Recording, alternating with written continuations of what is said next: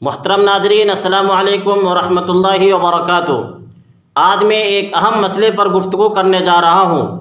مسئلہ یہ ہے کہ ایک مسلمان آدمی مسجد کو پیدل آتا ہے، پیشاب وغیرہ سے فارغ ہوتا ہے، وضو بناتا ہے، لیکن وہ جب نماز کے لیے مسجد میں داخل ہوتے ہیں تو کرسی پر بیٹھ کر نماز پڑھتے ہیں۔ انہی لوگوں کے بارے میں امام غزالی نے فرمایا تھا کہ جوانی میں جتنے سجدے کر سکتے ہو کر ڈالو، کیونکہ میں نے بڑھاپے کی عمر میں اکثر لوگوں کو سجدے کے بغیر نماز پڑھتے دیکھا ہے۔ یہ وہی حضرات ہیں جو کرسیوں پہ نماز پڑھتے ہیں، ان کی نمازیں سجدوں کے بغیر ہوا کرتی ہے۔ حالانکہ نبی پاک صلی اللہ علیہ وسلم کا طریقہ ہمارے پاس ہے۔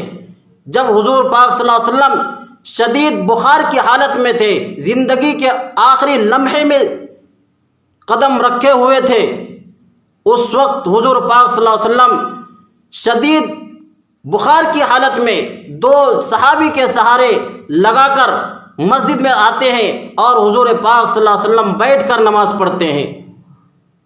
ان نمازیوں سے کہنا چاہوں گا کہ حضور کے طریقے پر ایک نظر ڈال لی جائے۔ کرسی پر نماز پڑھنے میں بہت ساری چیزوں کا ترک کرنا لازم آتا ہے۔ پہلے تو یہ کہ نبی پاک صلی اللہ علیہ وسلم کے طریقے کو چھوڑنا لازم آتا ہے کہ نبی پاک صلی اللہ علیہ وسلم کا طریقہ ہرگز نہیں تھا کرسی پر بیٹھ کر نماز پڑھنا۔ دوسری خرابی یہ ہے کہ صف بندی کی جو اہمیت آئی ہے اس کو بھی ہم ترک کر رہے ہیں۔ حالانکہ حضور پاک صلی اللہ علیہ وسلم نے یہاں تک فرما دیا کہ صفوں کو سیدھی رکھا کرو، کیونکہ اگر تم صفوں کو ٹیڑھی رکھو گے تو اللہ تعالیٰ تمہارے دلوں کو بھی ٹیڑھے کر دیں گے۔ کہ صفوں کی جو سیدھی لائن ہوتی ہے اس لائن کے خلاف بھی یہ نمازی ہوتے ہیں۔ اور لوگوں کی تو لائن پہ ہوتی ہے پاؤں، لیکن کرسی پر بیٹھ کر جو نماز پڑھتے ہیں ان کے پاؤں ایک ہاتھ آگے ہوتے ہیں، کہاں ان کی نماز ہو جائے گی؟ تیسری خرابی جو بہت اہم ہے وہ یہ ہے کہ نماز کے اندر جو بھی شرائط اور فرائض ہیں ان سب کا ترک کرنا لازم آتا ہے۔ پہلے یہ کہ قیام کرنا جو سب سے اہم چیز ہے نماز کے اندر وہ بھی ختم، رکوع کرنا وہ بھی ختم، سجدے کرنا، قاعدہ اخیرہ کرنا، ان سب چیزوں کا نیست و نابود ہو جاتا ہے کرسی پر نماز پڑھنے والوں سے۔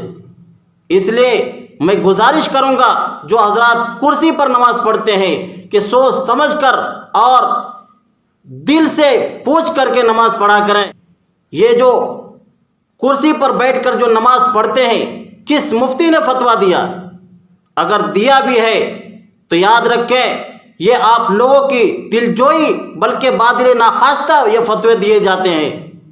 دل نہیں چاہتا کہ ان کرسی پر بیٹھ کر نماز پڑھنے کو جائز قرار دیا جائے، اس خیال سے دیتے ہیں کہ اگر کرسی پر بیٹھ کر نماز پڑھنا منع کر دیا جائے تو ہو سکتا ہے کہیں نمازی پڑھنا چھوڑ دے۔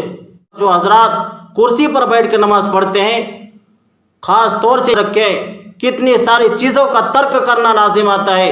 قیام، رکوع، سجدے، کوئی بھی چیز ٹھیک طور سے ادا نہیں ہوتے۔ آج کی ویڈیو میں آپ نے سمجھ گیا ہوگا کہ کرسی پر بیٹھ کر نماز پڑھنا میں کتنی ساری خرابیاں ہیں۔ اللہ تعالی ہم سب کو ان کرسیوں سے حفاظت فرمائے اور صحیح طریقے سے نماز پڑھنے کی توفیق عطا فرمائے۔